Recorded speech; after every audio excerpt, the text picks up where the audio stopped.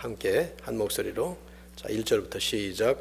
그때의 제자가 더 많아졌는데 헬라파 유대인들이 자기의 과부들이 매일의 구제에 빠짐으로 히브리파 사람을 원망하니 12사도가 모든 제자를 불러 이르되 우리가 하나님의 말씀을 제쳐놓고 접대를 일삼는 것이 마땅하지 아니하니 형제들아 너희 가운데서 성령과 지혜가 충만하여 칭찬받는 사람 7을 택하라.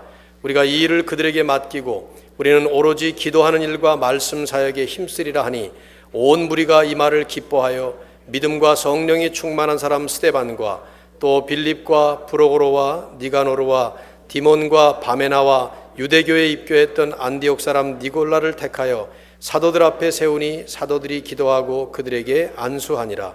하나님의 말씀이 점점 왕성하여 예루살렘에 있는 제자의 수가 더 심히 많아지고 허다한 제사장의 무리도 이 도에 복종하니라. 아멘. 기도하겠습니다.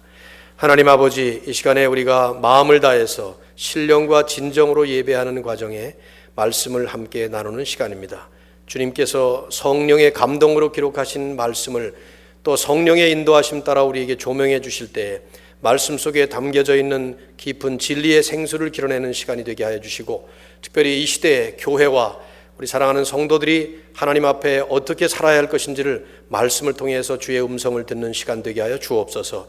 전하는 저나 함께 말씀을 나누는 모든 성도들이 이 말씀 안에서 깊은 은혜를 받고 또 함께 도전하고 도전받고 세상을 향해 힘있게 달려갈 수 있는 계기가 마련될 수 있도록 말씀을 축복해 주시옵소서. 예수님의 이름으로 간절히 기도하옵나이다. 아멘.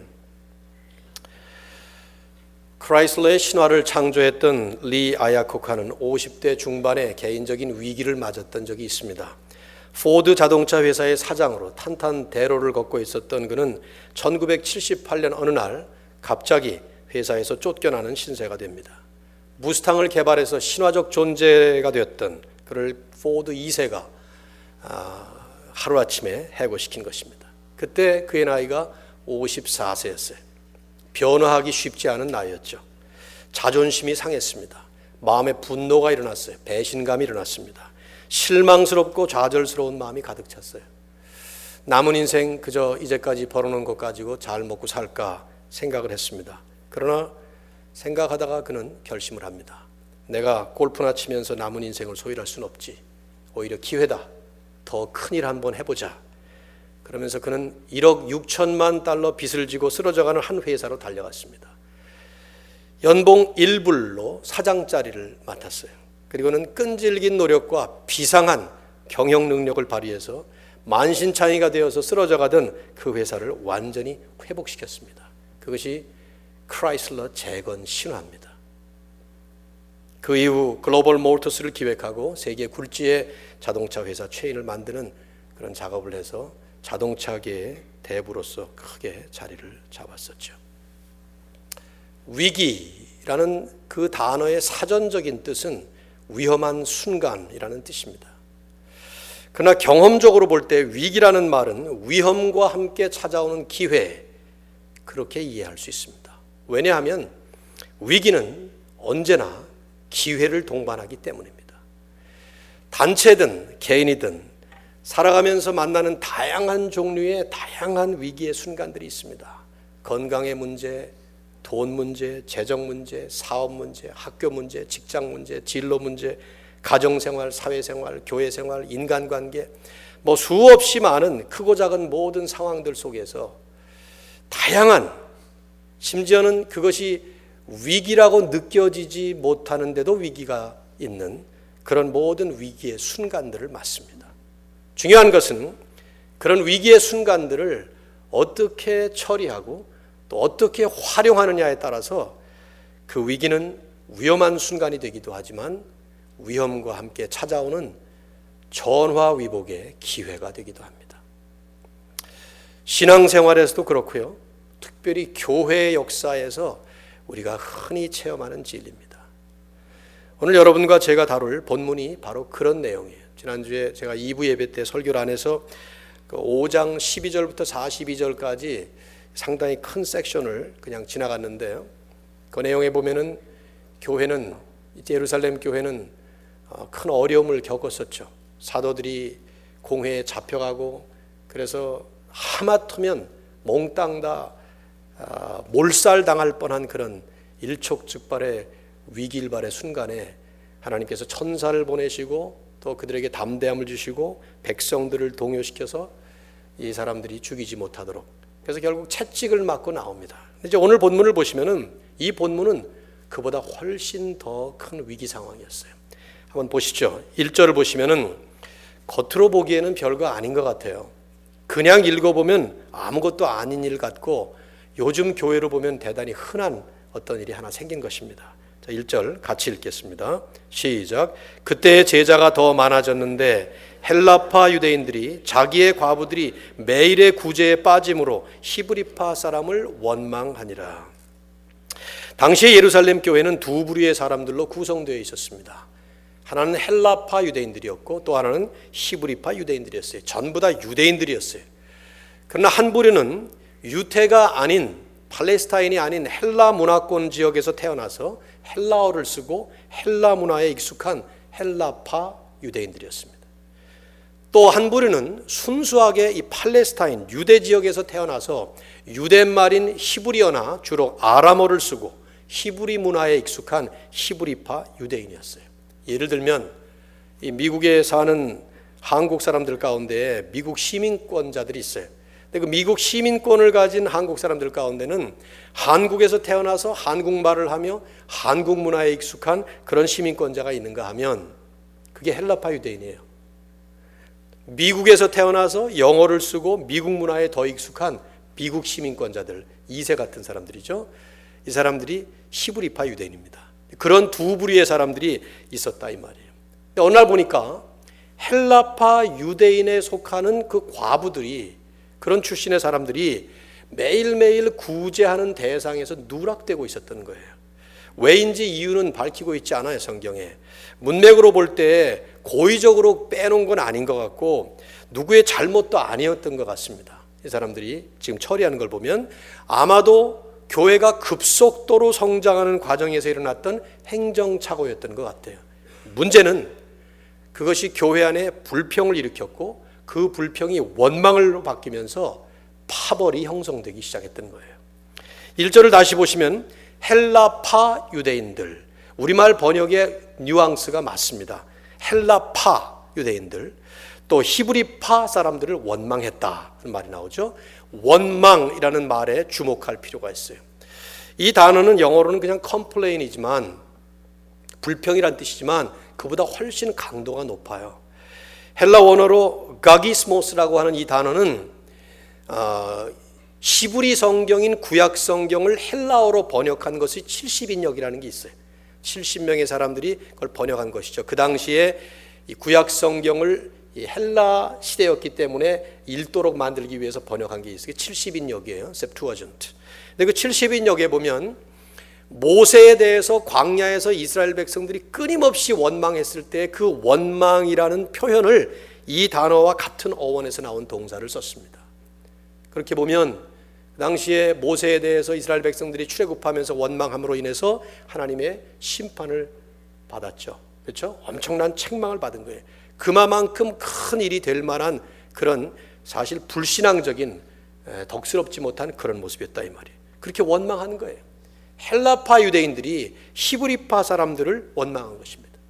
예루살렘 교회 안에 그런 원망의 소리가 나기 시작했던 거예요. 그리고 그 원망은 점차적으로 파벌까지 만들어가고 있었어요. 왜냐하면 불평한 사람들이 누락되었던 과부들이 아니에요. 자세히 보시면은 그 과부들과 같은 출신의 동류 그룹이라고 볼 수 있는 헬라파 유대인들이었어요. 남자들이었어요. 그리고 대상은 히브리파 유대인들을 원망한 것입니다. 뭐 요즘 교회에서야 이런 건 흔한 일이에요. 교회 안에 불평, 원망, 파벌 이런 건 아주 많으니까 말이죠. 그러나 그 당시 예루살렘 교회로서는 이것은 대단히 심각한 상황이었습니다. 위기 상황이었어요. 어쩌면 이 앞전에 있었던 공회의 핍박보다도 또 아나니아와 삽비라 사건보다도 훨씬 더 심각한 상황이었어요. 왜 그러냐?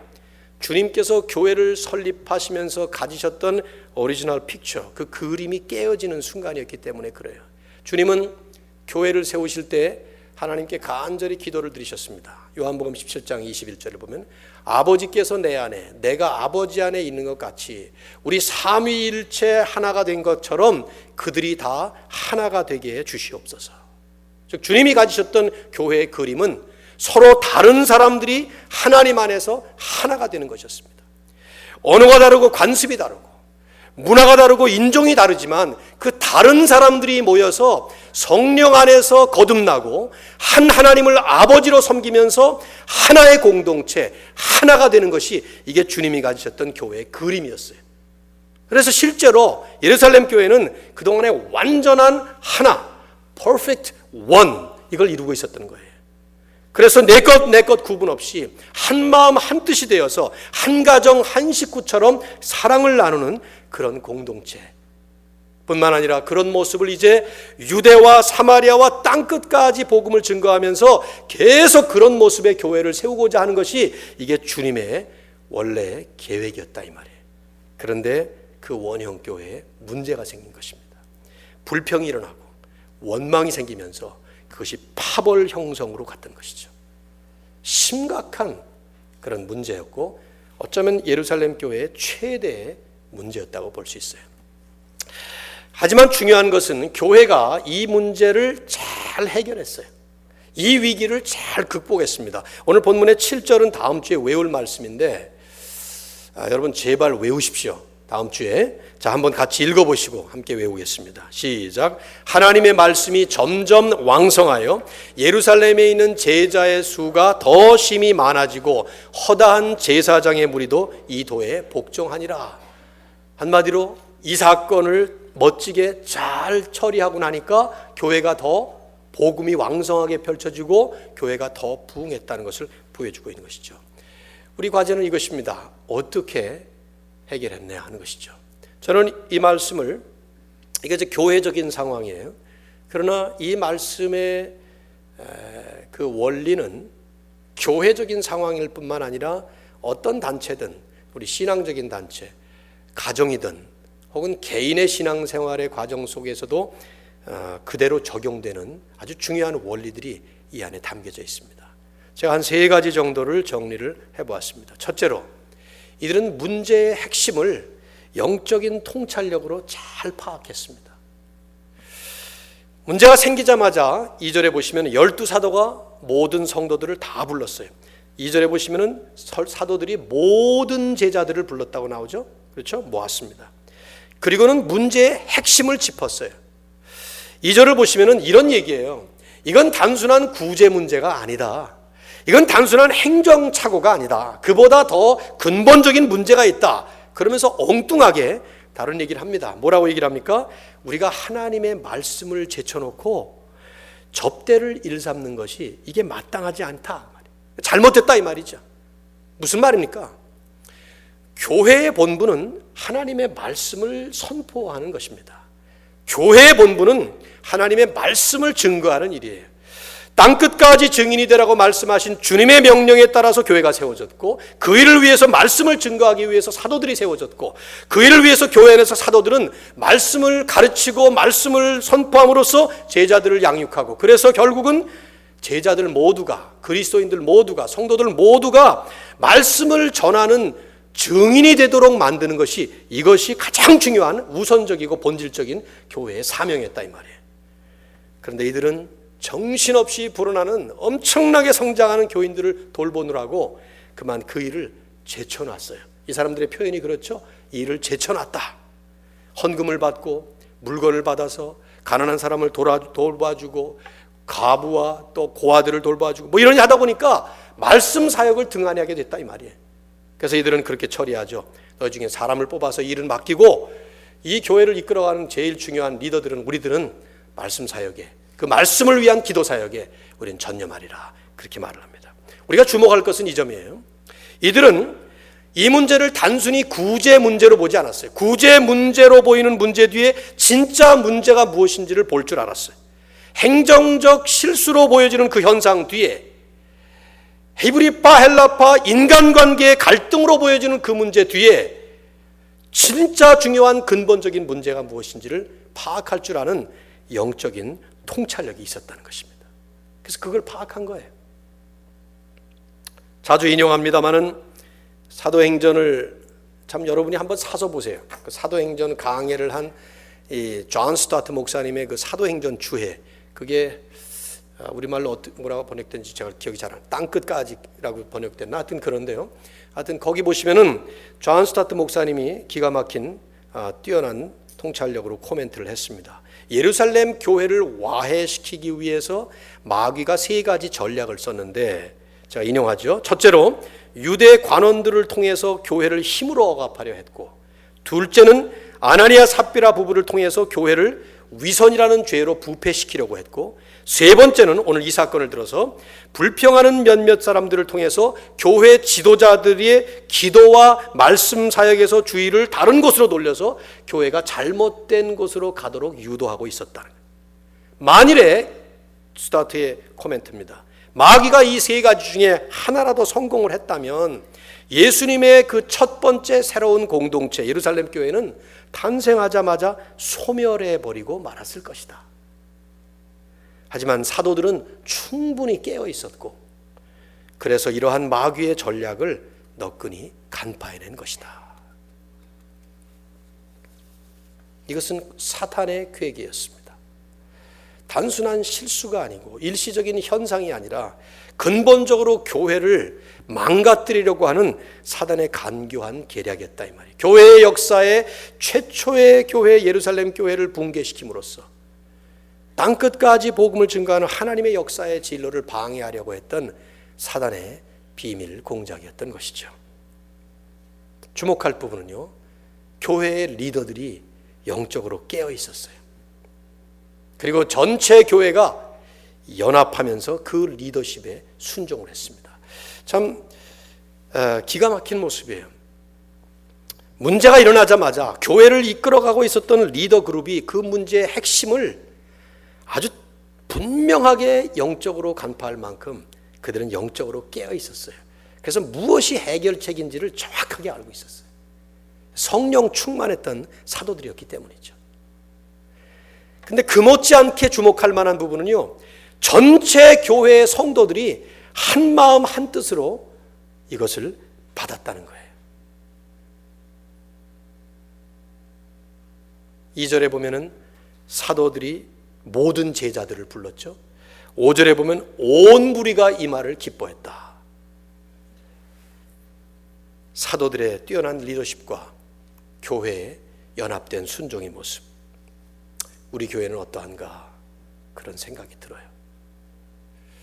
저는 이 2부 예배만 여기 딱 올라서면 새로 보는 얼굴들이 너무 많아가지고 지금 3주째 연속 뭐 17명, 18명, 뭐 15명 막 이렇게 3, 4주째 계속해서 지난주에 이경호 목사님이 설교하면서 그랬다면서요. 뭐 여기저기 쇼핑하다가 돌아오는 사람 뭐 반기지 않겠다 그러든가 뭐라고 뭐 그랬다고 그러는 것 같더라고요. 뭐 이상한 소리 했다고 그러던데.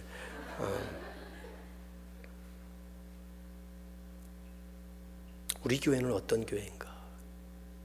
쇼핑하고 돌아다니다가 여기 뭐 좋은 거 있네 이래서 오는 사람들이 모이는 곳인가?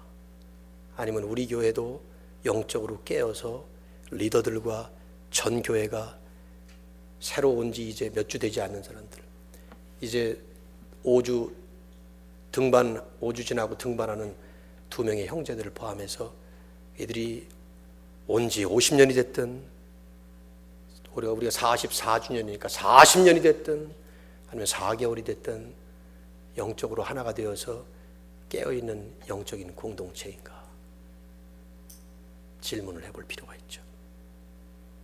교회를 이끌어가는, 앞장서서 이끌어가는 사람 중에 한 사람으로서 심각하게 고려할 부분이라는 생각이 들어요.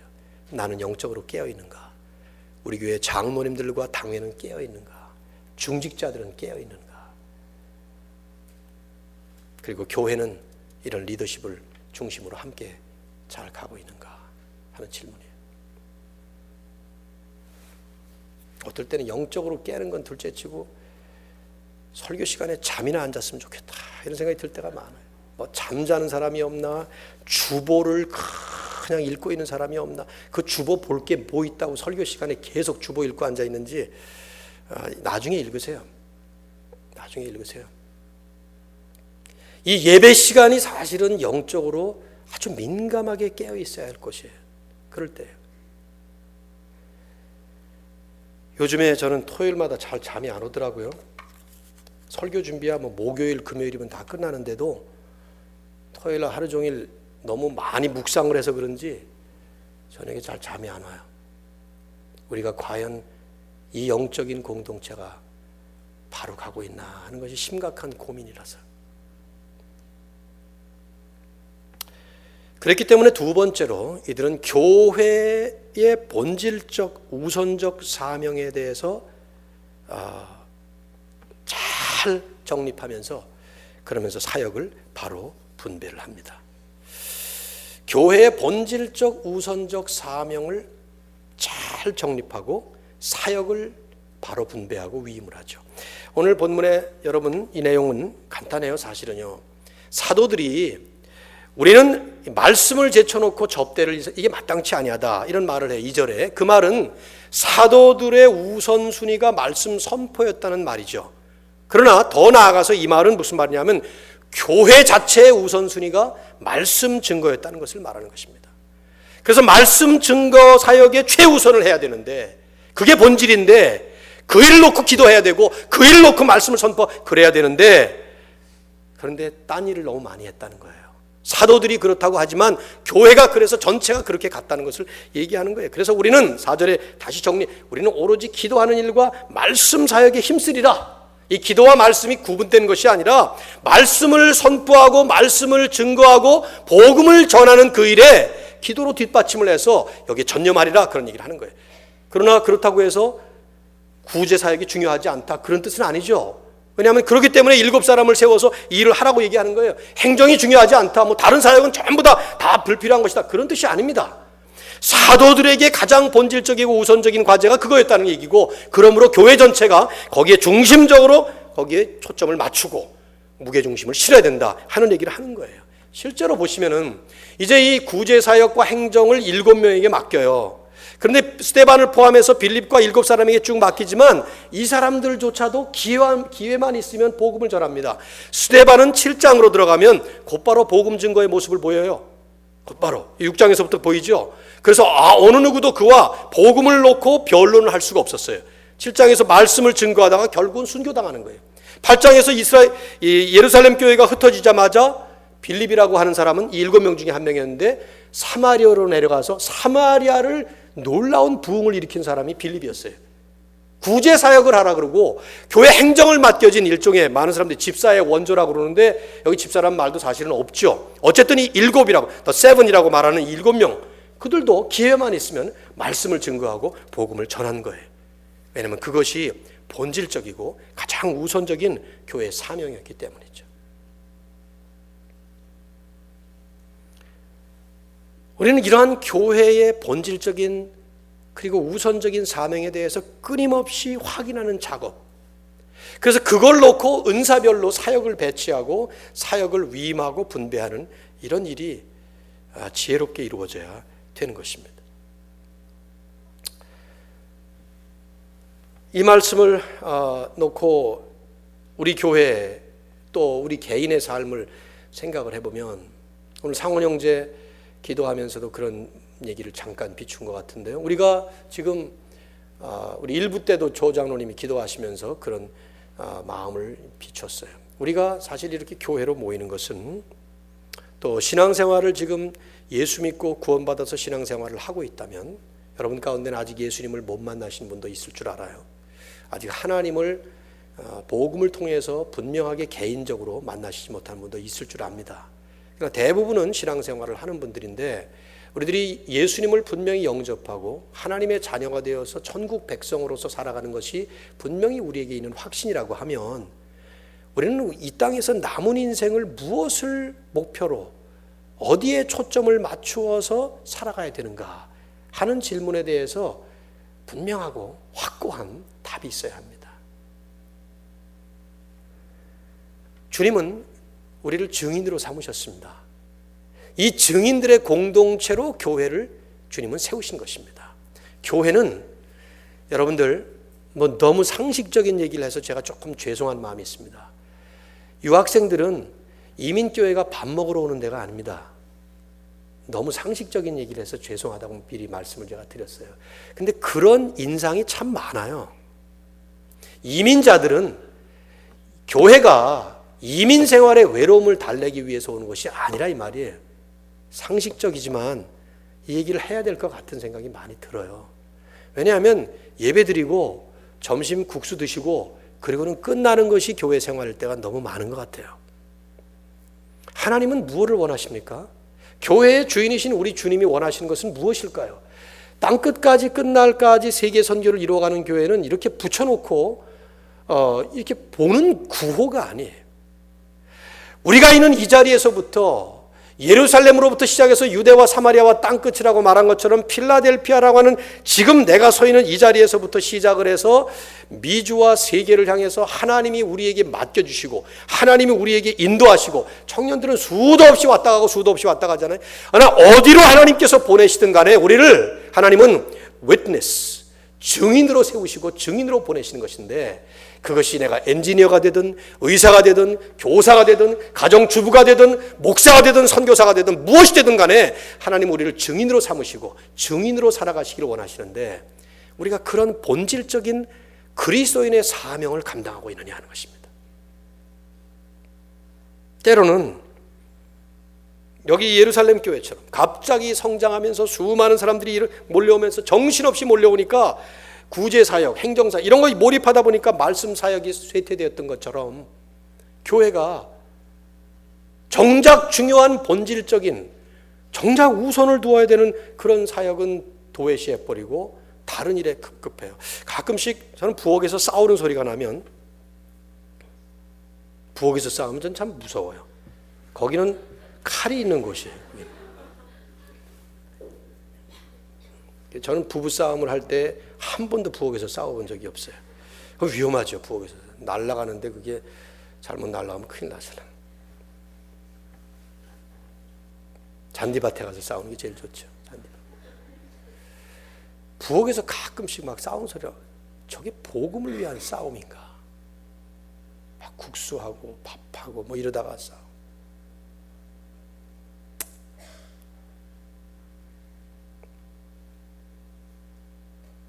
질문해 봅시다, 여러분.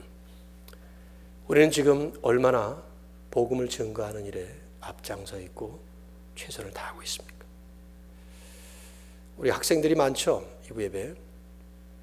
여러분이 지금 공부하고 있는 그 대학 생활은 앞으로 먼 미래에 여러분이 이룰 그 꿈과 비전을 위해서 잠깐 일시적으로 임시로 지금 지나가고 있는 여정이 아닙니다. 지금 여러분이 있는 그 자리가 하나님의 부르심의 현장입니다.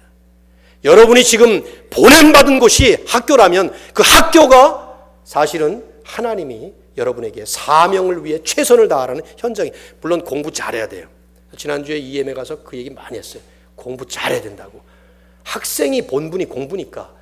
그러나 그 과정을 통해서, 그 도구를 통해서, 그 행사를 통해서 하나님이 궁극적으로 원하신 것은 여러분이 정말 잘 갖추어진 하나님의 사람으로 서기를 원하신 것이죠. 그 과정 속에서 하나님의 일을 해나가는 거예요. 모든 사역 다 거둬야 된다, 그 뜻 아닙니다. 모든 것이 다 중요한 본질을 향해서 가는 것이다 하는 얘기를 하는 거죠. 이런 일들을 위해서 지금 이 본문을 보면은 교회이기 때문에 세 번째로 성령 충만한 일꾼들을 세웠습니다. 3절에 보세요. 형제들아, 너희 가운데서 성령과 지혜가 충만하여 칭찬받는 사람 7을 택하라. 우리가 이 일을 그들에게 맡기고 우리는 오로지 기도와 말씀 사역에 힘쓰리라. 여러분 한번 생각해 보십시오. 지금 이 사람들이 7명이 뽑혀가지고 맡을 일이 뭐냐면은 과부들에게 구제하고 가난한 사람에게 돈 주고 물건 주고 음식 주고 하는 그런 일들이에요. 그런데 그런 일 하는 것을 놓고 뭐 성령 충만한 사람을 찾습니까? 오히려 우리가 생각할 때는 회계를 잘하고 또 기가 막힌 행정 능력이 있고 조직 능력이 있고 경영 능력이 있는 그런 사람들을 뽑아라, 이래야 원칙일 것 같아요. 그런데 뭐라고 그럽니까? 성령과 지혜가 충만하여 칭찬받는 사람. 여기 칭찬받는 사람이라는 말의 뜻은 인기 있는 사람이라는 뜻이 아닙니다. 성령 충만하다는 것이 사실 안 보여져요. 그러나 이제 다른 사람들에게 그 겉으로 드러나서 많은 사람들에게 공인될 만큼 성령 충만한 사람, 그런 뜻이죠. 스데반은 이제 좀 이따 금방 나오겠습니다만, 스데반은 오중 충만이에요. 성령 충만, 지혜 충만, 믿음 충만, 은혜 충만, 능력 충만, 이 5가지 표현이 나와 있어요. 근데 이걸 한마디로 얘기하면 성령 충만이에요. 근데 그것이 여러 가지 지혜, 은혜, 믿음, 능력 이런 것으로 나타났을 뿐이죠. 한마디로 말하면 이들은 성령 충만이라는 한 가지 요건을 갖춘 일꾼들을 교회에 세운 것입니다. 그래서 5절과 6절에 스데반에게 성령과 믿음이 충만하다는 표현이 나와 있지만은 나머지 7명도 다 똑같은 그런 얘기로 나온 것이죠. 우리가 주목할 만한 부분이에요. 우리가 어떤 그 변화를 가져올 때 보면은, 특별히 단체가 변화를 가져올 때 보면은 아주 전형적으로 하는 방법은 제도의 변화예요. 법을 만들고 또 어떤 규율을 만들고 그럽니다. 그거 틀린 건 아니죠. 그러나 하나님께서 하나님의 역사를 이루실 때 하나님께서 하시는 일은 제도를 바꾸시는 것이 아니라 사람을 세우시는 것입니다. 여기 보면은 이것을 집사제도라고 보시면 그건 좀 착각인 것 같아요. 나중에 물론 집사제도, 장로제도가 세워져요. 사도행전 20장쯤 가면은 바울이 에베소 장로들을 불러다가 밀레도에서 그들에게 마지막 당부하는 얘기가 나오죠. 장로제도가 세워졌어요. 디모데전서, 그것은 이제 여기 지금 사도행전 6장부터 한 30년 뒤의 일이에요. 사도행전의 사도 바울의 마지막 성경 중에 하나니까 그때는 장로를 세울 때는 이렇게 세워라, 집사를 세울 때는 이렇게 세워라, 심지어는 여집사를 세울 때, 우리 한국 같으면 권사를 세울 때 그런 요건들이 나와요. 그런 걸로 봐서 그때 이제 그런 제도들이 만들어진 것 같은데, 지금 여기서는 이건 제도가 아니에요. 사도행전에는 집사라는 말이 나오진 않습니다. 21장 8절에 보면 이 7명 중에 한 사람인 빌립을 놓고 7 집사 중 하나인 전도자 빌립, 이런 말이 나와요. 그러나 그것은 우리말에 잘못 번역한 말이에요. 원문에는 집사라는 말이 없어요. 그냥 7명 중에 하나 이렇게 나오죠. 어쨌든 사도행전에서 지금 초대교회가 시작이 되면서 강조되는 것은 뭐냐면, 이건 제도를 바꾼 게 아니에요. 사람을 세운 것이죠. 어떤 사람? 성령 충만한 사람들이에요. 초대교회뿐만 아니라 교회 역사 전체를 통해서 볼 때 하나님께서 하나님의 역사를 이루어나갈 때마다 하나님이 하신 일은 딱 한 가지입니다. 사람을 세우시고 사람을 통해서 하나님은 하나님의 일을 이루셨습니다. 부패한 카톨릭을 개혁시킨 것은 루터교가 아니라 마틴 루터였어요. 장로교가 아니라 칼빈이었습니다. 어두운 영국 사회를 새롭게 만든 것도 역시 감리교가 아니라 웨슬레였고, 침체되었던 미국 교회가 대각성기, The Great Awakening이라고 하는 교회 역사의 위대한 시대를 맞은 것도 역시 마찬가지로 조지 윗필드, 조나선 에드워즈, 그런 사람들을 통해서 하신 것입니다. 한국 교회도 마찬가지예요. 장로교회가, 감리교회가, 침례교회가 한 것이 아니라 김익두 목사님, 주기철 목사님, 최권능 목사님, 이런 성령 충만한 하나님의 사람들을 통해서 하나님은 하나님의 일을 이루신 것입니다. 우리에게 주는 귀한 교훈이에요. 제도가 아닌 사람이다 하는 것이죠. 물론 저는 개인적으로는 장로교 제도가 가장 성경적이라고 믿어요. 제도들 가운데는 전전하는 제도. 그리고 특별히 미국에서는 우리가 속한 PCA 교단이라고 하는 이 교단이 그래도 성경적 교리를 가장 주장하고 있는 교단이라고 생각해서 오래전에 이 교단에서 안수를 받았고 그동안 이 교단에서 사역을 하고, 우리 교회도 PCA 교단에 속해 있습니다. 그러나 장로교다, 감리교다, 침례교다는 그런 교단이 아니고 하나님의 사람들을 통해서 일을 하신다는 것을 우리는 기억해야 합니다. 특별히 성령 충만한 하나님의 사람들. 우리가 12월 첫째 주에 우리 교회에 임직자들을 뽑습니다. 장로를 뽑고 권사를 뽑고 집사를 뽑습니다. 요건은 하나의 사실은요, 성령과 지혜가 충만하여 사람들에게 칭찬받는 사람 7명을 뽑은 것처럼 우리도 역시 마찬가지로 성령 충만한 일꾼들을 뽑아야 돼요.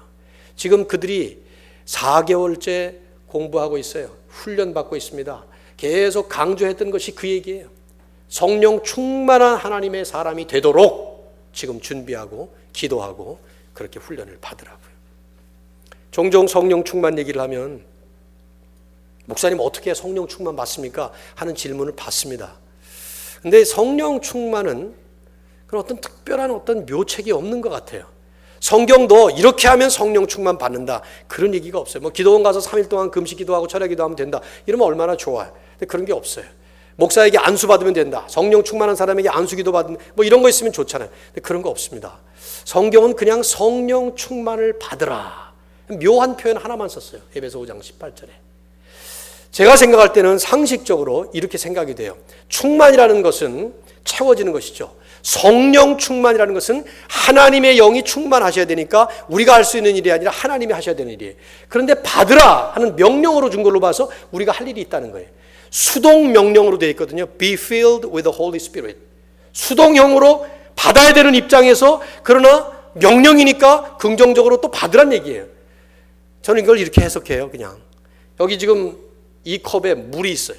이 컵에 물을 가득 채워서 충만하게 하려면 먼저 이 컵에 들어있는 더러운 물을 버리고 깨끗한 컵으로 먼저 만들어야 돼요. 아무리 아주 깨끗한 상쾌한 신선한 생수를 여기다가 부으려고 해도 이 그릇이 더러우면 그 물은 더러워지겠죠. 성령이 우리 가운데 충만하시려면 그 성령을 충만히 받아야 되는 내 영혼의 그릇이 먼저 깨끗해야 돼요. 그러기 위해서 성경이 말씀하는 수없이 많이 말하는 비우라는 것, 우리 자신을 비우고 욕심을 버리고 죄를 버리고 예수 그리스도의 십자가의 은혜를 통해서 우리의 모든 죄를 사함받고, 그래서 주님 앞에 하나님의 영, 우리 주님의 영이 우리를 가득 채울 수 있도록, 그 제일 좋은 시간이 예배 시간이에요. 그래서 우리는 예배를 시작하면서 하나님 앞에 그런 간절한 마음으로 기도를 드리는 것이죠. 내 안에 정한 영을 창조하시고 새로운 영을 창조해 주시고 정결한 마음을 주시옵소서. 참회 기도도 그래서 하는 것입니다. 그리고 예배의 모든 이 순서를 통해서 하나님의 영이 우리의 마음을 채우고 우리의 영혼을 가득 채워서 성령 충만을 이 시간에 체험할 수 있도록. 그러니까 졸지 말라는 얘기를 자꾸 하는 거예요. 준비 열심히 하시고 오시라는 얘기를 하는 거죠. 처음 시작부터 잘 준비해서 하나님의 성령으로 충만한, 저는 믿습니다. 세상 학벌 없어도 괜찮아요. 있으면 좋죠. 세상 실력 그것도 없어도 괜찮아요. 있으면 좋아요. 그러나 없어도 그게 문제가 되는 건 아니에요. 하지만 반드시 있어야 되는, 없어서는 안 되는 것은 예수 그리스도의 영이 여러분 안에 충만해야 합니다. 주님의 영이 여러분과 함께 하시지 않으면 우리의 영혼은 사단이 지배하는 영혼입니다. 우리의 삶은 어두운 세상의 세상 세력자들에게 맡겨진 그런 삶입니다. 오늘 이 말씀을 보면서 이 세 가지의 원리가 개인이든 가정이든 여러분의 모든 삶, 특별히 교회에 적용되는 원리예요. 첫째는 모든 문제에 대한 영적 진단과 영적 해결이죠. 제가 볼 때 우리가 어떤 문제를 만나면 우리는 아주 쉽게, 그리고 너무 당연하게 눈에 보이는 것으로 해석을 하고 끝나요. 눈에 보여지는 것이 전부인 것처럼 생각하는 그런 경향이 아주 짙습니다. 돈 문제다, 건강 문제다, 학교 문제다, 인간관계 문제다, 이런 식으로 그냥 이해하고 말아버리죠. 그러나 우리가 바른 신앙이라면 그런 눈에 보이는 문제 이면에 영적인 진단이 필요하고 영적인 차원의 근본적인 문제가 있다는 사실을 간과해서는 안 됩니다. 바울은 분명히 우리의 인생의 중요한 핵심을 에베소 6장 11절에서 그렇게 강조해서 말씀을 했어요. 마귀의 간교한 계략을 능히 대적하기 위하여 하나님의 전신갑주를 입으라. 그러면서 했던 말이지, 우리의 씨름은, 인생을 씨름에 비유했어요. 영적 싸움이니까. 우리의 씨름은 혈과 육에 대한 것이 아니라 정사와 권세와 이 어둠의 세상 주관자들과 하늘에 있는 악의 영들에 대함이라. 그러므로 하나님의 전신갑주를 입으라. 육이 있어요. 피지컬 월드가 있습니다. 그러나 그보다 더 근본적이고 중요하고 본질적인 영의 세계가 있다는 것이죠. 이걸 아주 잘 표현한 사람이 자주 얘기했지만 J.R.R. 톨킨이에요. 그분이 쓴 그 판타지 소설을 영화화한 것이 반지의 제왕이라는 유명한 영화 아니에요? 여러분 반지의 제왕 다 보셨죠? 그 영화 보면 두 싸움이 계속 진행이 돼요. 10시간 동안. 아라곤을 포함해서 이 기가 막힌 전사들이, 그러나 그 싸움에 보셨죠? 이 영화. 여러 번 얘기했는데 아직도 안 봤으면 회개하시고 한번 보세요. 시간 날 때. 그 싸움의 승패는 아라곤이나 뭐 김리나 뭐 이런 레골라스가 날아다니면서 별짓을 다 해도 거기서 못 이겨. 싸움은 누구에게 달려 있어요? 프로도가 가지고 있는 반지를 모르도르 산에다가 던져야 돼. 이게 마치 톨킨이 뭐를 성경적인 교훈을 그걸 형상화한 거예요. 한쪽에서 피지컬 싸움이 계속되죠. 그러나 그 피지컬 배틀이 우리의 싸움의 전부가 아니라 프로도가 고민하면서 그 욕심과 싸우면서 예수님이 십자가를 위해서 향해서 가면서 고민하셨던 것과 비슷한 모습으로 계속해서 올라가면서 제자 같은 샘이 옆에서 계속 따라주고 말이죠. 그런 식으로 표현한 거예요. 그 영화가. 내가 해석한 게 아니라 원래 그 원작자가 그렇게 한 거라 이 말이에요. 그 싸움의 핵심은 영적인 싸움이 있어요. 우리가 바로 그런 싸움을 싸우고 있는 거예요. 근데 문제는 우리가 너무 쉽게 그냥 피지컬, 눈에 보이는 것이 전부인 것처럼 생각해요. 수없이 외웠던 말씀, 베드로가 베드로전서 5장 8절에서 근신하라 깨어라 너희 대적 마귀가 뭐같이 우는 사자같이 두루다니며 삼킬 자를 찾나니 그러므로 너희는 믿음을 굳건하게 하여 그를 대적하라. 근데 이 말씀을 베드로가 어떤 맥락에서 했는지 여러분 아시나요? 그건 5장 8절인데 5장 7절에 베드로가 먼저 했던 말이 있어요. 너희 염려를 다 주께 맡겨라. 그가 너희를 돌보심이라. 모든 염려거리를 다 주께 맡겨라. 돈 문제, 직장 문제, 학교 문제, 건강 문제 이런 모든 종류의 염려거리가 있어요. 그 염려거리 다 주께 맡겨라. 주님이 돌보신다. 그러면서 했던 말씀이 그러나 근신하라 깨어라. 너희 대적 마귀가 그 염려거리들 가운데에서도 역시 역사하는 대적 마귀가 우는 사자같이 삼킬 자를 찾고 있다.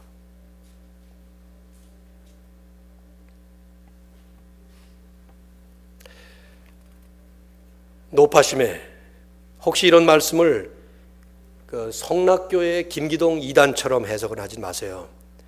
그 교단에서는 이단이죠. 거기는 지금도 그러는데 모든 걸 다 귀신론하고 관련시켰어요. 애가 감기가 걸리면 귀신 들었다 그래가지고 막 안수기도 하고, 애 지나가다가 엎어져가지고 무릎이 까지면은 거기다 네오스포린 발라야 되는데 거기다가 그 상처에다가 손 대고 손가락 대고 마귀 물러가라고 기도하고 그런 식의 얘기는 아니에요. 모든 구체적인 일들이 다 마귀가 그렇게 역사하셔서 일으킨 것이다. 그렇지 않습니다. 여러분이 감기 걸린 거는 바이러스 탓이죠. 너무 과로했고 비타민 C 좀 드시면 나아요. 그러나 그 이면에 보이지 않는 영적인 세계가 있다는 그 사실, 그리고 그것이 더 중요한 일이라는 것, 거기에 우리가 영적 긴장을 놓쳐서는 안 된다는 것을 말씀하는 것이죠. 어쩌면 여러분의 직장 문제와 학교 문제가 그것이 전부가 아닐 수 있어요. 인간관계 문제가 그게 전부가 아닐 수 있다 이 말이에요. 교회에 일어나고 있는 많은 상황들이 눈에 보이는 그게 전부가 아닐 수 있다 이 말이에요. 사단이 하나님께서 기뻐하시는 역사를 이뤄가지 못하도록 방해하는 그런 간교한 계략일 수 있다 이 말이죠. 영적으로 깨어야 돼요. 그래서 본질을 잃어버리지 말아야 합니다. 교회는 어디로 가고 있는가? 정말 저렇게 가고 있는가? 필라델피아의 임마누엘 교회가 44년씩이나 있었기 때문에, 그리고 지금도 여전히 44년 전하고 다른 바 없이 그렇게 본질을 잃어버리지 아니하고 가장 최우선을 향해서 달려가고 있는가? 당회는 지난 2년 동안에 중요한 행사 하나를 바꿨습니다. 별거 아닌 거지만 바꿨어요. 11월 셋째 주에 언제나 있었던, 오랫동안 했던 그 전교인 그 가족 우리 찬양제를 우리가 새생명 축제로 바꿔버렸어요. 그건 우리가 찬양 교구별로 나와서 찬양하고 그런 그 참 화기애애하고 아주 기뻐하는 그런 좋은 이 행사가 잘못됐기 때문이 아니에요.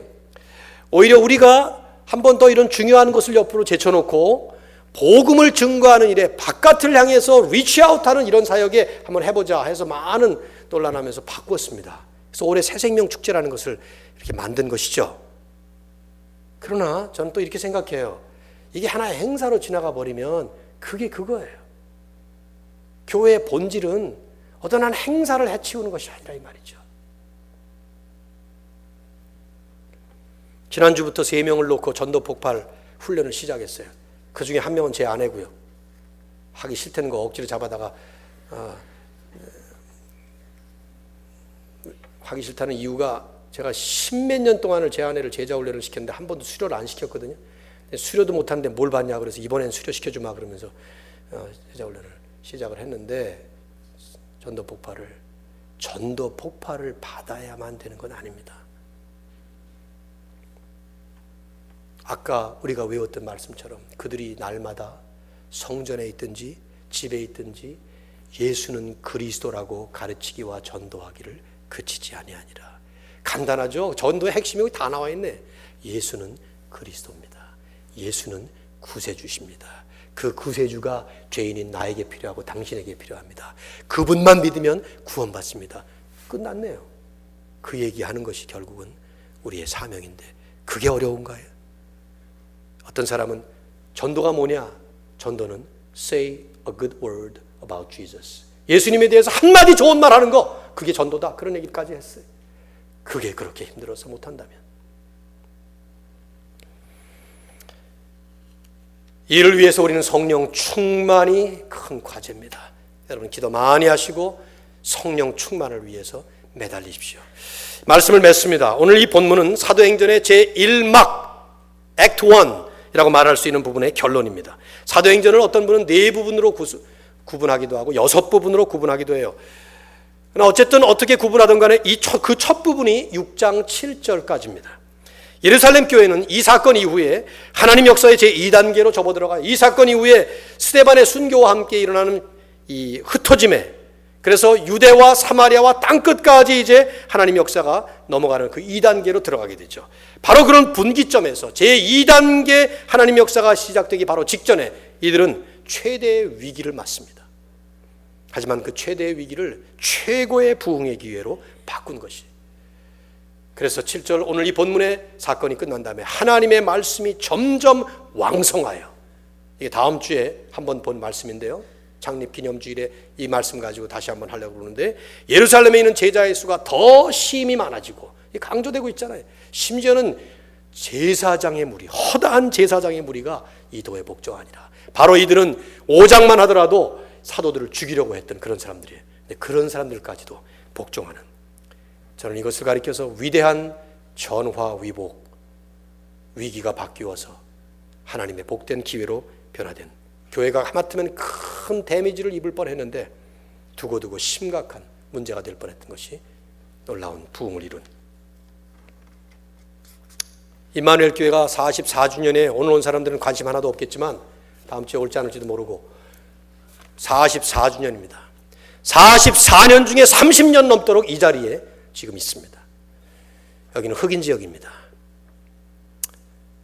아프리칸 아메리칸, 이 흑인들을 위해서 2세들이 열심히 사역을 그동안도 했지만 2세들은 독립을 해서 이제 리뉴얼 교회로 나갔습니다. 우리가 하고 있는 것은 사실은 아무것도 없어요. 이민교회로서 이 자리에 자리 잡는다면 이 자리는 있을 곳이 아니에요. 이민자들이 많은 곳으로 가야지. 그러나 이 자리에 30년을 있으면서 많은 학생들과 수많은 가장 복음을 듣고 인생의 결정적인 결심을 할 수 있는 그런 나이에 이 학원 사역을, 청년들을 위해서 사역하기 위해서 이 자리에 있었다면, 그렇다면 계속해서 우리는 그 사명을 잘 감당해야 될 거예요.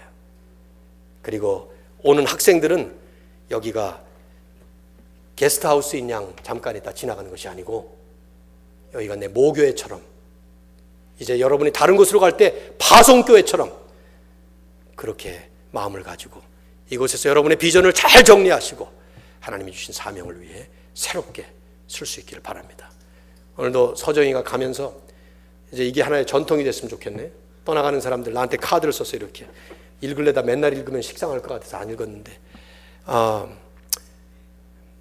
떠나가지만 그러나 임마누엘 교회에서 도전을 받고 비전을 정리하고 그리고 갑니다 하는 그 한마디가 저를 살리고 교회를 살리고 또 힘있게 우리가 달려갈 수 있는 근거가 되고 있어요. 청년들뿐만 아니라 우리 장년들 모두가 이 사명에 최선을 다해서 주님 앞에 영광 돌릴 수 있는 새로운 전기가 마련되기를 우리 주님의 이름으로 축원합니다. 하나님, 오늘도 주님께서 우리를 사랑하셔서 이 예배로 인도해 주셨고 또 이 예배에 주님께서 시간 모든 순서에 은혜를 주셔서 이 시간에 말씀까지도 주의 성령으로 인도해 주신 것을 감사합니다.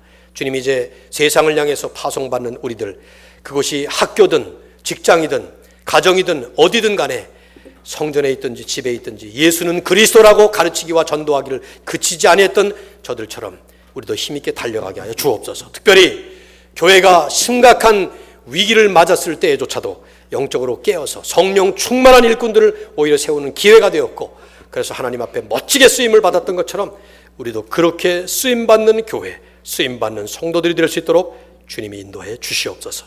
우리 주 예수 그리스도의 이름으로 간절히 기도합나이다. 아멘.